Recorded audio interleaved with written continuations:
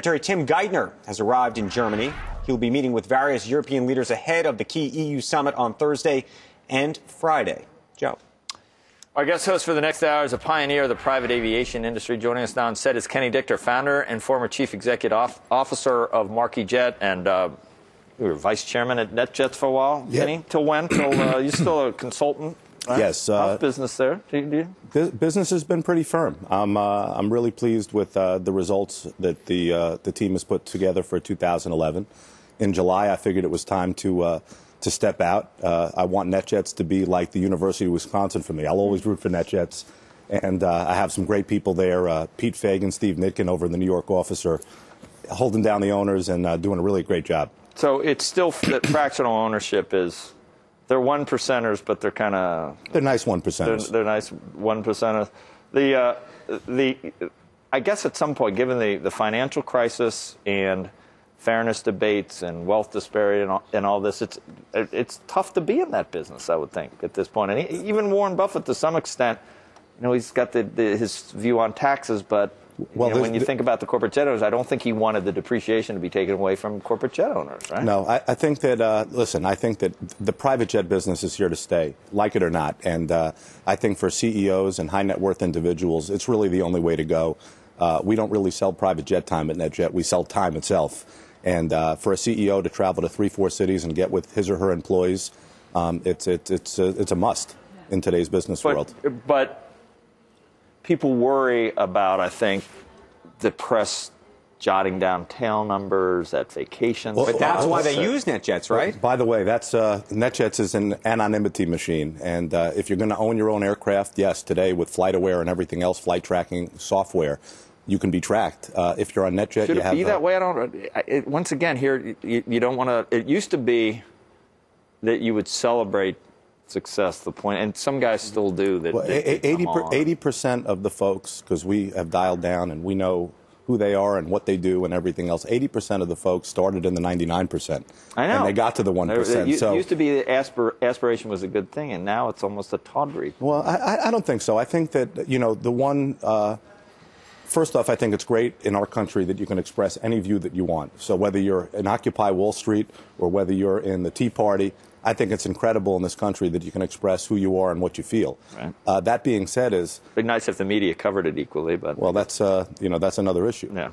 But I would just say that the Occupy Wall Street folk, the way to get to the 1% and actually effectuate and help the 99% everyone else try to get there, which is the American dream, is to really work hard. And I would tell you, I came from the 99%. I'm happy to report that I'm in the 1%. I'm fighting to stay there. And private jets is a good thing for our economy. Wichita, Kansas, which is our Detroit, where everything is made in the United States, or a lot of the aircraft is made. These are hardworking people, and the private jet business, the product that we make here goes all around the world. What should we do about the aviation tax, corporate aircraft tax? I think we should keep it as competitive and as low as possible. I think, again, that private jets enable business, they create jobs, and I think that the tax rate has to be looked at. I know it's 72,000 or so pages. I couldn't read it if you wanted to. What's the impact if that deduction, if that... It's either depreciation or super depreciation. Look, the net is people are going to buy this asset class, and I think that the government, my position is, should make it as easy as possible and let you depreciate that asset as quickly as possible to encourage jet sales. Right. What about landing fees? Landing fees, what's your take on that? I remember I was just in a Continental United plane and reading about how the big airlines... I'm democratic. I think everybody should pay their fair share as it relates to landing fees. I think that if general aviation is 20% of the whole pool and 80% is commercial aviation, then let it be 80-20. I'm easy that way. And I think. But you think should your plane pay the same amount that the United plane that lands? I don't think so. I think that you could do it by per passenger is probably the fairest way. But your plane takes up the same amount of time on the runway and on the tarmac than the larger plane does. One of the magics of NetJet and the whole industry is we work 5,000 airports. NetJet can get into. The commercial airplanes are 90% of the flights are into 100 airports. So I think we're creating jobs. I mean, at the end of the day, there's people that work at these 5,000 airports, and if you're going to make it prohibitive, then you're going to get less traveling. And You know, I know one of the things that we're focused on at NetJet is encouraging travel.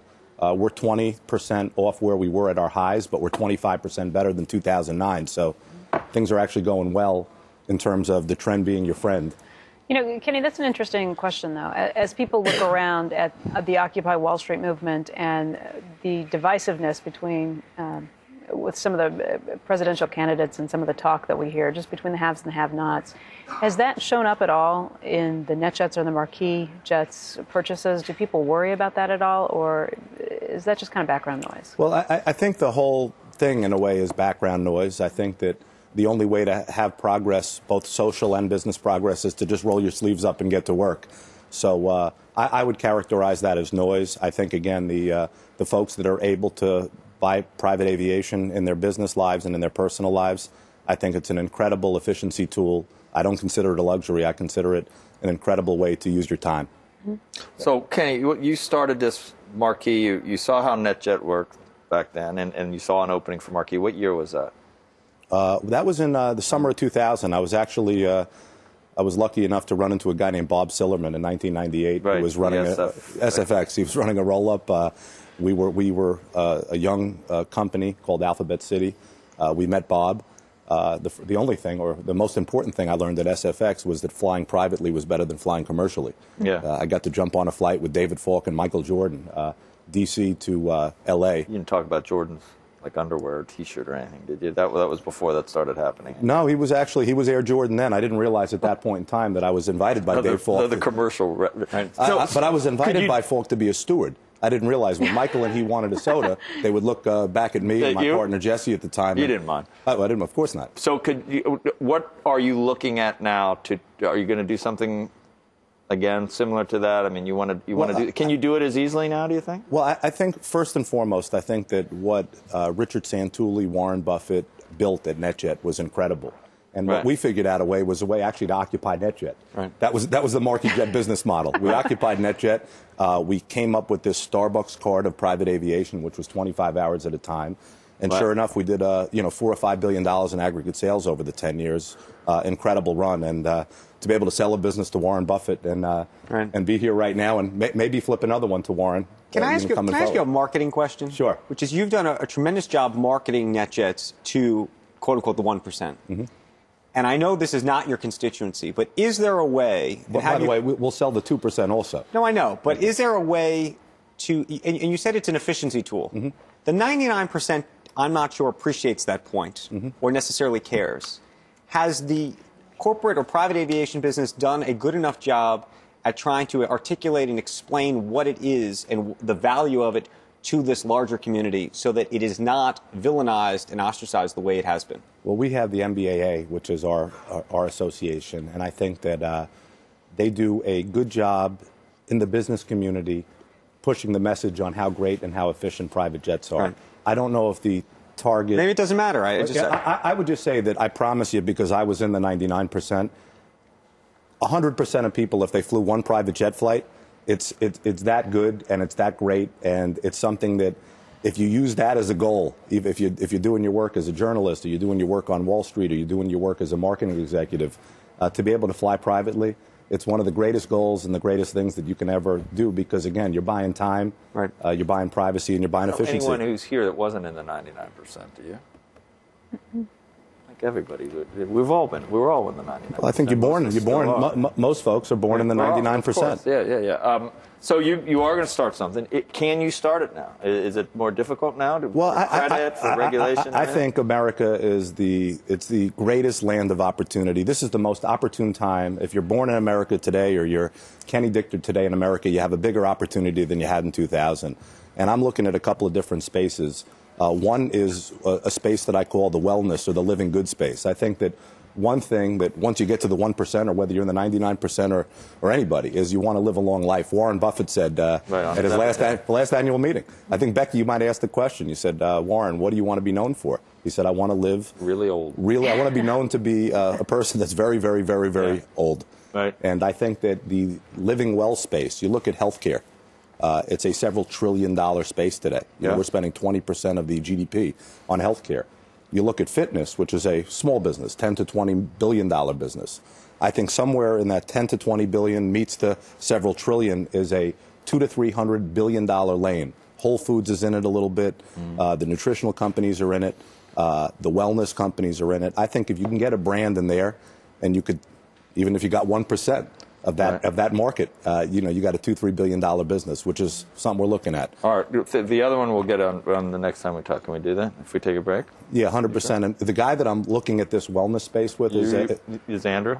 It's actually Andrew. Andrew's one of the most well people I know, but his name is Brian Perkins. Because he is fit. Yeah. Brian Perkins just announced after 31 years he's leaving J&J. He runs the global marketing group over there, and he's somebody identified as somebody I may want to run within that space. And just an incredible guy. And does he know you want to do that? Well, I'm announcing it here. Brian, I'd like to be in business with you. Do you guys even know each other, or now you do? And I didn't just Google him. Right. I mean, no, I know Brian well. I've been spending the last few months with him. Trying to figure something out? Trying to figure something out. Not Perkins Pancakes. This was a different... No. And listen, even Joe at 43, I need some adult supervision. 43, wow. I need some adult supervision. Done a lot. Perkins is 58. He looks like he's 43. I'm trying to chase Perkins. Trying to occupy Perkins. All right, thanks, Kenny. More from him throughout the hour. All right.